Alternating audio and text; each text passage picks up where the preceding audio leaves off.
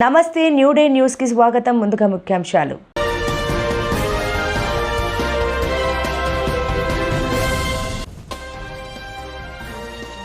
Pope Francis కన్నుమూత.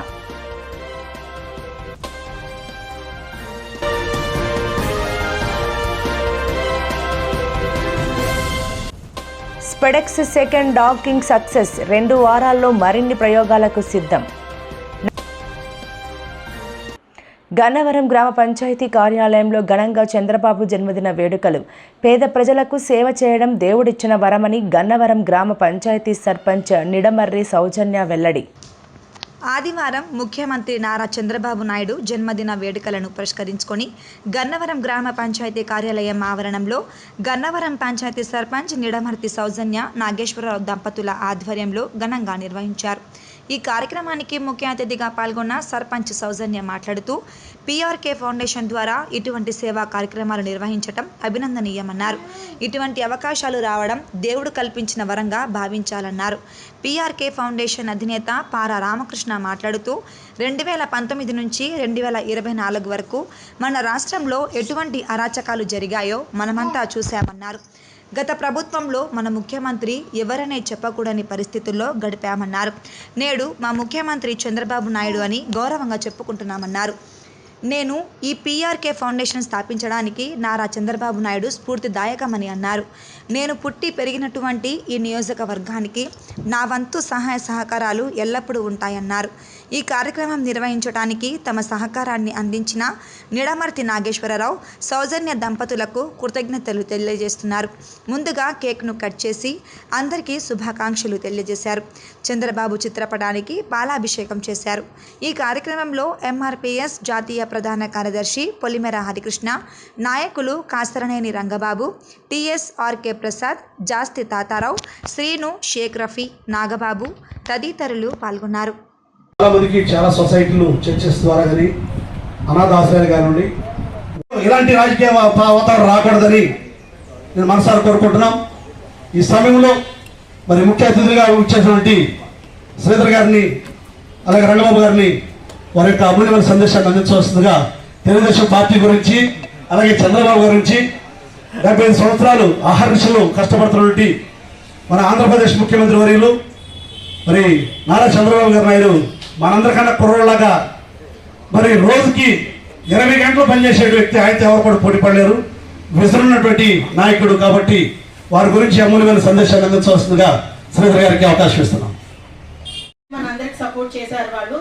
అలాగే ఈ రోజు ముఖ్య ఉద్దేశం ఏంటంటే సీఎం చంద్రబాబు గారి పుట్టినరోజు సందర్భంగా మరి ఆర్కే ఫౌండేషన్ ద్వారా ఇలాంటి సేవా కార్యక్రమాలు ఎన్నో చేస్తూ ముందుకు వెళ్తున్నారు. అంతకుముందు లోకేష్ గారి బర్త్డే రోజు కూడా మరి ఆర్కే ఫౌండేషన్ నుంచి కొన్ని కార్యక్రమాలు చేసి బట్టలు అవి పంచి, ఫ్రూట్స్ పంచి, హాస్పిటల్కి వెళ్ళి అందరిని పరామర్శించి వారి అవసరాలు కూడా తెలుసుకున్నారు. అలాగే మరి సెకండ్ టైం మరలా పంచాయతీలో మరి ఈ యొక్క కార్యక్రమం ఏర్పాటు చేసి పేద ప్రజలందరికీ మరి వస్త్ర బహుకరణ చేశారు. మరి చిన్న స్నాక్స్ కూడా ఇచ్చారు. అది కూడా ఆర్కే ఫౌండేషన్ ద్వారా. అది సీఎం గారు పుట్టినరోజు సందర్భంగా ఏదో ఒక మంచి కార్యక్రమం చేయాలనే ఆలోచన చేత ఆయన ముందు వచ్చారు. అలాగే లోకేష్ గారు చెప్పారు, వాళ్ళ ఫ్రెండ్ అని చెప్పారు.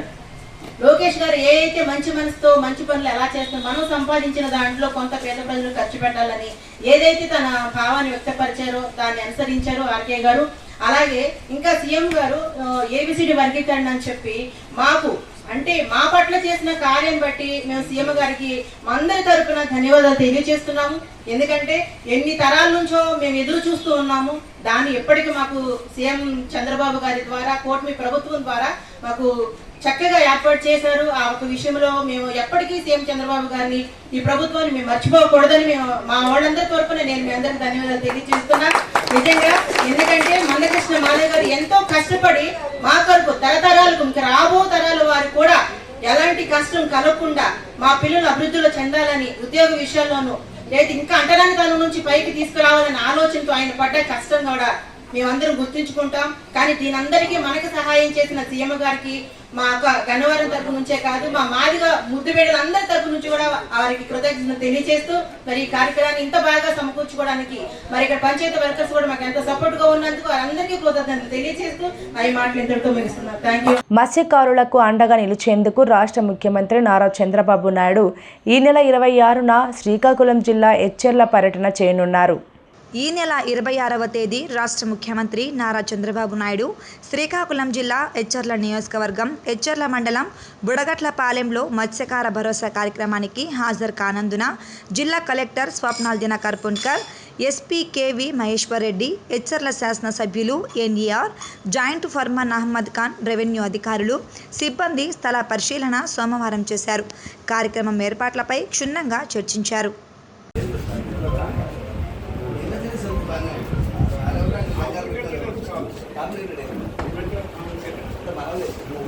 సెలెక్ట్ చేసి మీరు తీసినట్టు ఎందుకంటే ఇక్కడికి వచ్చి మళ్ళీ ఏదో సార్ ఇంకో విషయం మర్చిపోయారు. ఇన్నోసెన్స్ వాళ్ళు ఏం మాట్లాడతారో వాళ్ళు అర్థం చేసుకున్నారు. అర్థం కాని వాళ్ళు చేసేది వాళ్ళు మాట్లాడేది మాత్రం మనం డిసిక్ట్ కాబట్టి మనం ఐడెంటిఫై చేసుకోవాలంటే జనాల్ని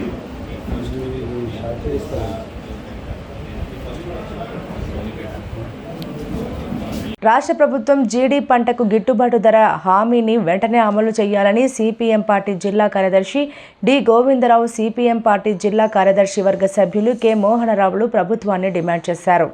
స్థానిక సిపిఎం పార్టీ కార్యాలయంలో జరిగిన సమావేశంలో వారు మాట్లాడుతూ రాష్ట్ర ముఖ్యమంత్రి చంద్రబాబు నాయుడు ఎన్నికలకు ముందు జీడీ పంటలకు గిట్టుబాటు ధర కల్పిస్తామని, జీడీ బోర్డు ఏర్పాటు చేస్తామని ఇచ్చిన హామీ ఎందుకు అమలు చేయడం లేదని ప్రశ్నించారు. జీడీకి గిట్టుబాటు ధర లేకపోవడంతో జీడీ రైతులు తీవ్ర దోపిడీకి గురవుతున్నారని ఆవేదన వ్యక్తం చేశారు. జీడిపప్పు ధర ఆకాశానికి అంటుతుంటే జీడీ పిక్కల ధర పాతాళంలోకి పోతుందని అన్నారు. రాష్ట్ర ప్రభుత్వం జీడీకి గిట్టుబాటు ధర ప్రకటించకుండా నిమ్మకి నీరెత్తినట్లు వ్యవహరిస్తుందని విమర్శించారు. రాష్ట్ర ప్రభుత్వం జీడీకి గిట్టుబాటు ధర ఎందుకు ప్రకటించడం లేదని వారు ప్రశ్నించారు. జీడీకి మద్దతు ధర ప్రకటించడం ద్వారా రైతాంగం జీడీ పంటలు విస్తారంగా పండించడం ద్వారా జీడీ పరిశ్రమలు అభివృద్ధి చెంది వేలాది మంది కార్మికులకు ఉపాధి దొరుకుతుందని, తద్వారా ప్రజల కొనుగోలు శక్తి పెరిగి మరిన్ని అనుబంధ పరిశ్రమలు వస్తాయని, వలసలు నివారించబడతాయని అన్నారు. జీడీ పిక్కలు 80 కేజీల బస్తాకు 16,000 రూపాయలు చెల్లించి ప్రభుత్వమే ఆర్ఎస్కేల ద్వారా కొనుగోలు చేయాలని వారు డిమాండ్ చేశారు. జీడీ రైతులకు రుణాలు మంజూరు చేయాలని డిమాండ్ చేశారు. స్థానిక జీడీ పిక్కలు కొనుగోలు పూర్తయ్యే వరకు విదేశీయ జీడీ పిక్కలను దిగుమతి నిలుపుదల చేయాలని డిమాండ్ చేశారు. గిరిజనుల సమస్యలు పరిష్కరించేందుకు జిల్లాలో ఐటీటీఏ ఏర్పాటు చేయాలని, జిల్లాలో ఐటీడీఏ ఏర్పాటు చేస్తామని ఎన్నికలలో ఇచ్చిన హామీని అమలు చేయాలని, గిరిజనుల భూములకు రక్షణ కల్పించాలని డిమాండ్ చేశారు. ఈ కార్యక్రమంలో సిపిఎం నాయకులు ఎన్ గణపతి, జీడీ రైతు సంఘం జిల్లా కన్వీనర్ తేపాల అజయ్ కుమార్ తదితరులు పాల్గొన్నారు. గత ఎన్నికల సందర్భంగా ప్రస్తుత ఆ ప్రభుత్వ పాలనలో ఉన్నటువంటి కూటమి ప్రభుత్వ నాయకులు చంద్రబాబు నాయుడు గారు, అలాగే వ్యవసాయ శాఖ మంత్రి కింజరాపు అచ్చెన్నాయుడు గారు పర్యటన సందర్భంగా ఈ ప్రాంతంలో జీడి పండించినటువంటి రైతులకు మద్దతు ధర కల్పించడంతో పాటు జీడి కార్పొరేషన్ని ఏర్పాటు చేస్తామని హామీ ఇచ్చారు. నేటికి ఆ హామీ నెరవేరలేదు. కాబట్టి తక్షణమే ఆ హామీని నెరవేర్చి ఉద్దానం తీర ప్రాంతంలో ఉన్నటువంటి రైతుల్ని, అలాగే గిరిజన ప్రాంతాల్లో ఉన్న జీడి పండిస్తున్నటువంటి రైతులకి జీడి మద్దతు ధర ప్రకటించి ఆదుకోవాలని చెప్పి కోరుతూ ఈరోజు పత్రికా విలేకరుల సమావేశం జరుగుతుంది. దీనికి సిపిఎం పార్టీ జిల్లా కార్యదర్శి డి గోవిందరావు గారు విచ్చేసి ఉన్నారు. ఆయన్ని మాట్లాడాలని కోరుతున్నాం. గౌరవ పాత్రికేయులకు నమస్కారం. ఈరోజు శ్రీకాకుళం జిల్లాలో వరి తర్వాత అత్యధికంగా పండించే పంటల్లో ఇంకొకటి జీడి. అటు కొండ ప్రాంతం కానీ ఇటువైపు ఉద్దాన ప్రాంతం కానీ జీడి పంట అనేది మనం విస్తారంగా పండిస్తున్నాం. దీని మీద జీడి సంఘ ఆధ్వర్యంలో గతంలో సంవత్సర కాలంగా పెద్ద ఎత్తున పోరాటం నిర్వహించడం అనేది జరిగింది. జీడికి గిట్టుబాటు ధర కల్పించాలని 80 కేజీల బస్తాకి 16,000 రూపాయలు చెల్లించి ప్రభుత్వం ఆర్బీకేల ద్వారా కొనుగోలు చేయాలని చెప్పి ఆ రోజు డిమాండ్ చేస్తూ పెద్ద ఎత్తున పోరాటం కొనసాగింది. ఆ నేపథ్యంలో ఎన్నికలకు ముందు ప్రస్తుత రాష్ట్ర ముఖ్యమంత్రి గారు పలాస వచ్చినప్పుడు జీడికి గిట్టుబాటు ధర ఇస్తాను, జీడి బోర్డుని ఏర్పాటు చేస్తానని చెప్పి హామీ ఇచ్చినారు. ఈరోజు జీడి సీజన్ వచ్చింది, ఇప్పుడు వరకు కూడా అది ఏమి దాన్ని ఊసెత్తే పరిస్థితి లేదు. దీనివల్ల ఏంటంటే ఈ గిట్టుబాటు ధర లేకపోవడం వల్ల జీడి రైతాంగము తీవ్రమైన దోపిడీకి గురవుతుంది. తీవ్రమైన దోపిడీకి గురవడంతో ఇవాళ జీడి రైతుకి గిట్టుబాటు ధర లేక తీవ్రమైన ఇబ్బందులు పాల్పడుతున్నాడు. ఇవాళ జీడి పెక్క చూస్తే ధర పాతాళంలోకి ఉంది, జీడి పంట చూస్తే జీడి పప్పు చూస్తే ఆకాశాన్ని అంటుతుంది దాని తొలగి ధర. అందుకోసమే ఈరోజు మేము సిపిఎం పార్టీగా డిమాండ్ చేస్తాం, రాష్ట్ర ప్రభుత్వం వెంటనే జోక్యం చేసుకుని జీడి 80 కేజీల బస్తాకి 16,000 రూపాయలు చెల్లించాలని, రాష్ట్ర ప్రభుత్వమే ఆర్బీకేల ద్వారా కొనుగోలు చేయాలని, అదేవిధంగా జీడి బోర్డుని ప్రభుత్వం వెంటనే ఏర్పాటు చేయాలని, అలాగే విదేశీయ జీడి పిక్కల దిగుమతిని ఆపాలని చెప్పి మేము సిపిఎం పార్టీగా డిమాండ్ చేస్తాం. లేకపోతే మాత్రం పోరాటం చేస్తామని చెప్పి హెచ్చరిక జారీ చేస్తాం. అంతేకాదు ఈ జిల్లాలకు సంబంధించి అత్యధికంగా ఉండే గిరిజన ప్రాంతాలు ఈరోజు తీవ్రమైన అన్యాయానికి గురవుతున్నాయి. ఈ జిల్లాలో ఐటీడీఏ లేదు, ఐటీడీఏ ఇవ్వాలని చెప్పి గిరిజన సంఘం ఆధ్వర్యంలో ఇప్పటికే పెద్ద ఎత్తున పోరాటాలు కొనసాగుతున్నాయి గిరిజనులంతా కూడా. కానీ జిల్లాలో ఐటీడీఏ లేకపోవడంతో గిరిజనులు తీవ్రమైన దోపిడీకి, తీవ్రమైన అన్యాయానికి గురవుతారు. గిరిజన భూములన్నీ కూడా ఇవాళ గిరిజన నేతలు అనేక దగ్గరలు కూడా తప్పుడు పత్రాలు సృష్టించి ఇవాళేమో దోచుకునే పరిస్థితి ఏర్పడుతుంది. అందుకోసం ఈ జిల్లాలో ఉండే వ్యవసాయ శాఖ మంత్రి అచ్చెన్నాయుడు గారు ఎప్పుడులాగా ఈ ఐటీడీఏని ఏర్పాటు చేస్తారు, జీడి గిట్టుబాటు ధర ఎప్పుడు ప్రకటిస్తారు, అదేవిధంగా జీడి బోర్డుని ఎప్పుడు ఏర్పాటు చేస్తారని చెప్పి ప్రజలకు సమాధానం చెప్పాలని చెప్పి మేము సిపిఎం పార్టీగా డిమాండ్ చేస్తున్నాం. ఈ రోజు కానీ గిట్టుబాటు ధర కల్పించకపోతే పోరాటాన్ని ఉధృతం చేస్తామని చెప్పి హెచ్చరిక జారీ చేస్తున్నాం. ప్రసిద్ధ పుణ్యక్షేత్రమైన శ్రీ కూర్మం దేవస్థానంలో నక్షత్ర తాబేళ్ల మృతి దహనం చేసిన ఘటనపై సమగ్ర దర్యాప్తు చేపడతామని శ్రీకాకుళం ఎమ్మెల్యే గొండు శంకర్ అన్నారు. మండలంలోని శ్రీ కూర్మం నక్షత్ర తాబేళ్లను ఆలయ ఈవో కార్యాలయం వెనుక దహనం చేసిన ప్రాంతాన్ని ఎమ్మెల్యే శంకర్ సోమవారం పరిశీలించారు. అలాగే ఆలయంలో ఎన్ని తాబేలు ఉన్న దానిపైన ఆరా తీశారు. తాబేల సంరక్షణ చేపడుతున్న గ్రీన్ మెర్సీస్ సంస్థ లెక్కల ప్రకారం 212 తాబేలను ఉండాల్సి ఉండగా ప్రస్తుతం ఆలయ ఆవరణలో అన్నే తాబేలు ఉన్నాయని ఎమ్మెల్యే వివరించారు. దహనం చేసిన తాబేలను అవశేషాలను సేకరించి పశుసంవర్ధక శాఖ అధికారులు పోస్టుమార్టం నిమిత్తం తరలించారన్నారు. ఉన్న వాటిని ఏమైనా వ్యాధులు ఉన్నాయో అనే దానిపై అధికారులు పరీక్షలు జరుపుతున్నారని వివరించారు. తాబేళ్లను ఎవరు దహనం చేశారో తమకు తెలియని ఆలయ అధికారులు, సిబ్బంది చెబుతున్నారని, తాబేళ్లను దహనం చేసిన ఘటనపై పూర్తి స్థాయిలో దర్యాప్తు నిర్వహించి దోషులను గుర్తించి కఠిన చర్యలు తీసుకుంటామని ఎమ్మెల్యే శంకర్ తెలిపారు. భక్తుల మనోభావాలు దెబ్బతినకుండా ఆలయ పరిసరాల్లో పరిశుభ్రం పాటించడంతో పాటు భక్తులకు సౌకర్యాలు కల్పించాలని సూచించారు. నగరానికి చెందిన ప్రముఖ సీనియర్ కెమెరామ్యాన్ శ్యామ్ కుటుంబం ఉదారత చాటుకున్నారని, పేదల ఆకలి తీర్చిన శ్యామ్ కుటుంబానికి ధన్యవాదాలని Lions Club Srikakulam central marketing chairperson Urlam Sivateja సోమవారం అన్నారు. స్థానిక గూనపాలెం చెరువు గట్టుకి చెందిన ప్రముఖ సీనియర్ కెమెరామ్యాన్ శ్యామ్ కుటుంబం ఈస్టర్ పండుగ సందర్భంగా తన తండ్రి బైరి వరప్రసాదరావు పేరు మీదుగా స్థానిక నైట్ షెల్టర్లో అల్పాహారం అందించి ఉదారత చాటుకున్నారని పేరు పేరున వారి కుటుంబ సభ్యులకు ధన్యవాదాలన్నారు. సీనియర్ కెమెరామెన్ బైరి శ్యామ్ సుందర్ తన తల్లి బైరి జ్యోతి, భార్య లక్ష్మి, పిల్లలు జ్యోతిర్మయి, విజయ్ ప్రసాద్, జ్యోతి ప్రసాద్ల సహకారంతో ఆకలితో అలమట్టిస్తున్న నిరుపేదలకు ఆకలి తీర్చారని, నగరంలో అరసవల్లి కూడలి, డే అండ్ నైట్, పాత బ్రిడ్జి, కొత్త బ్రిడ్జి, సూర్యమహల్ కూడలి, పాత బస్టాండ్లతో పాటు గొంటి వీధిలో గల నైట్ షెల్టర్లో గల నిస్సహాయులకు అన్న వితరణ కార్యక్రమం చేపట్టారన్నారు. ఒక పండుగ సందర్భంగా ఆకలితో అలమటిస్తున్న అభాగ్యులకు ఆకలి తీర్చటం మహోత్తర కార్యక్రమమని బైరి శ్యామ్ సుందర్ తల్లి బైరి జ్యోతి అన్నారు.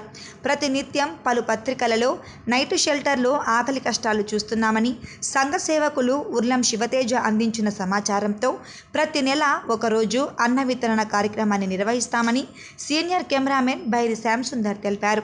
ఈ కార్యక్రమంలో బైరి శ్యామ్ సుందర్ కుటుంబ సభ్యులు, సేవా సభ్యులు నంది ఉమాశంకర్, పొడుకు చరణ్, పెద్దపాడు సేవకులు బొట్ట సాయి కుమార్ తదితరులు పాల్గొన్నారు.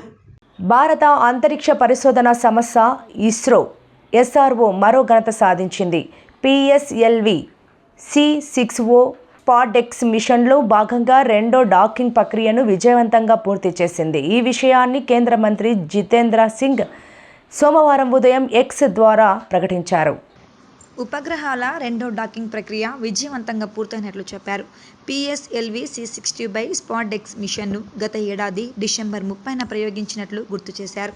తొలిసారిగా శాటిలైట్లను ఈ ఏడాది జనవరి 16న ఉదయం 6:20 సమయంలో విజయవంతంగా అనుసంధానించినట్లు తెలిపారు. ఆ తర్వాత మార్చి 13న ఉదయం 9:20 ప్రాంతంలో వాటిని అన్డాకింగ్ కూడా చేసినట్లు వివరించారు. రాబోయే 2 వారాల్లో మరిన్ని ప్రయోగాలు చేసేందుకు సిద్ధమవుతున్నట్లు ఎక్స్ ద్వారా వెల్లడించారు. గతేడాది డిసెంబర్ 30న స్పేడెక్స్ మిషన్ను ఇస్రో చేపట్టిన విషయం విదితమే. శ్రీహరికోటలోని సతీష్ ధావన్ స్పేస్ సెంటర్ నుంచి PSLV C60 రాకెట్ ద్వారా SDX-01, SDX-02 అనే 2 ఉపగ్రహాలను నింగిలోనికి పంపింది. ఒక్కొక్కటి 220 కిలోల బరువుండే ఆ శాటిలైట్లతో పాటు 24 పేలోడ్లను కూడా PSLV తీసుకెళ్లింది. నింగిలోకి తీసుకెళ్లిన PSLV రాకెట్ 15 నిమిషాల తర్వాత వాటిని 475 కిలోమీటర్ల వృత్తాకార కక్షలోకి ప్రవేశపెట్టింది. ఆ తర్వాత జనవరి 7, 9, 11 తేదీల్లో డాకింగ్ ప్రక్రియ చేపట్టాలని ఇస్రో అనుకున్నప్పటికీ సాంకేతిక కారణాల వల్ల వాయిదా పడింది. చిన్న సమస్యలను పరిష్కరించిన తర్వాత జనవరి 16న 2 ఉపగ్రహాల అనుసంధాన్ని ఇస్రో విజయవంతంగా పూర్తి చేసింది. ఆ తర్వాత మార్చి 13న వాటిని అన్డాకింగ్ చేసింది. ఇప్పుడు రెండోసారి డాకింగ్ ప్రక్రియను విజయవంతంగా పూర్తి చేసినట్లు ఇస్రో ప్రకటించింది. పోప్ ఫ్రాన్సిస్ సోమవారం ఉదయం మరణించారు. వాటికన్ కామెర్లెంగో కార్డినాల్ కెవిన్ ఫెర్రెల్ ఈ విషాద వార్తను ప్రకటించారు. పోప్ ఫ్రాన్సిస్ కన్నుమూశారు. ఈరోజు ఉదయం 7:30కు చనిపోయినట్లు వాటికన్ వర్గాలు ప్రకటించాయి. దీనిపై వీడియో ప్రకటనను వాటికన్ విడుదల చేసింది. వాటికన్ కామెరింగ్లో కార్డినల్ కెవిన్ ఫెర్రెల్ ఈ విషాద వార్తను ప్రకటించారు. గత కొంతకాలంగా అనారోగ్యంతో బాధపడుతున్న పోప్ ఫ్రాన్సిస్ వాటికన్ సిటీలో కన్నుమూశారు. ఉదయం 7:35 రోమ్లోని జెమిల్లీ ఆసుపత్రిలో ఫ్రాన్సిస్ కన్నుమూశారు. నిన్న ఈస్టర్ వేడుకల్లో ఆయన పాల్గొనడం విశేషం. ఆయన 88 సంవత్సరాల వయస్సులో మరణించారు. పోప్ ఫ్రాన్సిస్ తన 12 ఏళ్ల వయస్సు నుంచే చర్చి, సమాజం, అట్టడుగు వర్గాల కోసం అంకితమై పనిచేశారు. ఆయన జీవితం విలువలతో నిండి ఉందని, విశ్వాసం, ధైర్యం, సార్వత్రిక ప్రేమకు పోపు ప్రతీక అని ఫెర్రెల్ తెలిపారు. 1936 డిసెంబర్ 17న అర్జెంటీనాలో జన్మించిన పోపు ఫ్రాన్సిస్ 2013 మార్చి 13న 266వ పోప్గా ఎన్నికయ్యారు. వార్తలు ముగించే ముందు ముఖ్యాంశాలు మరోసారి.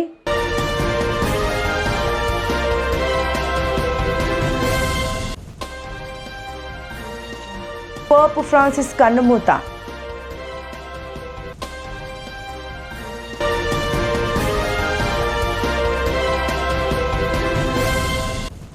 SpaDeX second docking success. 2 వారాల్లో మరిన్ని ప్రయోగాలకు సిద్ధం. ఈ వార్తలు ఇంతటితో సమాప్తం. నమస్కారం.